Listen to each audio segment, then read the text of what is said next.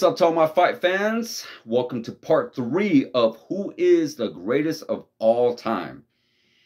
We went through part 1 with John Jones, broke that down. We went through part 2 with Khabib, broke that down. And we are now at part 3.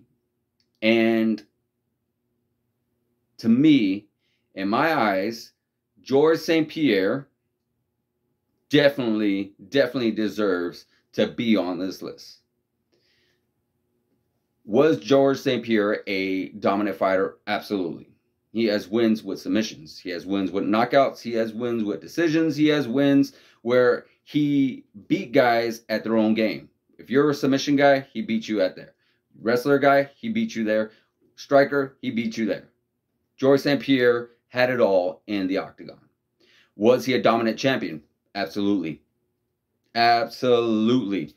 I mean, the list goes on of all the fighters he went against and put his belt up against. He went against Matt Serra, Matt Hughes, BJ Penn, Josh Costa, John Fitch, Thiago Alves, Johnny Hendricks, Nick Diaz, Carlos Condit. You know, the list goes on and on and on of how many fighters Georges St-Pierre went toe-to-toe with and how many title defenses. I believe it was 10. Definitely a dominant champion. Did Georges St-Pierre ever lose? Yes, we all know he did. He got tapped out by Matt Hughes in their first fight, and he got knocked out by Matt Serra in their first fight. So we did not see Georges St-Pierre give up on himself. We got to see Georges St-Pierre lose his O and lose his belt. In both occasions, he did not give up. He actually got better. After losing to Matt Hughes, he trained, got better, and was able to knock Matt Hughes out to win that belt. After losing to Matt Serra, he trained, got better, and was able to stop Matt Serra and go on this long run of title defenses. So Georges St-Pierre, anytime he lost, or anytime he went through any kind of adversity, he just came back that much better. Was Georges St-Pierre ever in a crazy dogfight, a back and forth fight? Absolutely. You know, some people actually think he may have lost that fight against Johnny Hendricks. But nonetheless, he got that decision. Maybe a controversial one, maybe not. But nonetheless, he still got that decision. He did not give up. He went in there against a tougher fighter. He went there against somebody who was just as strong he was, just as good of a wrestler he was, and great knockout power. And he was able to get that W.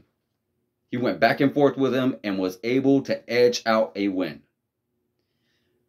Did Georges St-Pierre ever test himself into a different weight division? 100%. He won the middleweight championship against Michael Bisping. Now, I know what a lot of fighters are saying. Michael Bisping may have not been the Anderson Silva or Israel Adesanya or even a bigger, stronger like Yoel Romero. But he was still one great fighter. There's no denying Michael Bisping's toughness. There's no denying Michael Bisping's heart. You know, Michael Bisping was the bigger, the stronger guy in that octagon that night. He definitely had some bigger power. Michael Bisping got used to being hit by bigger guys, taken down by bigger guys, wrestled with bigger guys, fought bigger guys. You just name it. He always went toe-to-toe. He was actually a light heavyweight at one point, if we remember. And Georges St-Pierre went in there with him and defeated him by submission to gain another belt, the middleweight championship, to become a 2-division champion, which is not very easy to do.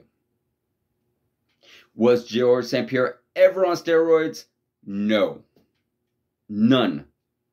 I don't care if there's speculation. I don't care if there's rumor. I don't care if his training partners may have said this, may have hinted at that. Innocent to proven guilty. Anybody can prove Georges St-Pierre was possibly on something. They would have came out with it, or they're keeping it to themselves. But in my eyes, in my opinion, I have seen nothing that has shown Georges St-Pierre has ever taken any kind of performance enhancers. Not to my knowledge. So it doesn't matter what era you come from. Again, I hate when people say that. Well, they came from an era where everyone's doing it. Don't matter. Just because you're in a crowd with someone that does something doesn't mean you're a part of that. Doesn't mean you're doing it too. Just because you hang out with people that do drugs doesn't mean you do drugs as well. So we cannot just automatically say you're guilty. No, don't work that way. George St. Pierre was a very clean fighter. And with that, I would like to say that in my eyes and in my personal opinion, what I strongly feel, George St. Pierre, hands down, is the greatest UFC fighter of all time. Do you agree?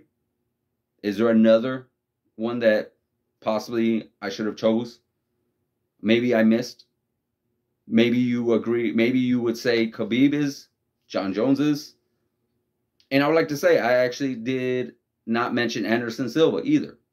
But I believe with his recent late career, it seems like a lot of people have forgotten more about Anderson Silva. Trust me, I have not. Anderson Silva definitely is on the top of that list. There is no doubt. No doubt. But above everybody else, like a George St. Pierre, like a John Jones, like a Khabib, you know, unfortunately, in my eyes, no. No. I would have loved to see Anderson Silva possibly retire a little bit more sooner than he did against, you know, he definitely tried sticking it out a little longer than he should have. He's still fighting to this day, which just shows how tough the guy is, 100%. And, of course, if he feels like he could do it, 100%, he should. But, nonetheless, bottom line, Anderson Silva definitely deserves to be considered an all-time great. He should be on that list, where on that list, my opinion is George St. Pierre is number one. Again, if you guys agree, disagree, comment on below, like, subscribe, hit the notification button, and I greatly appreciate you guys watching. Thank you.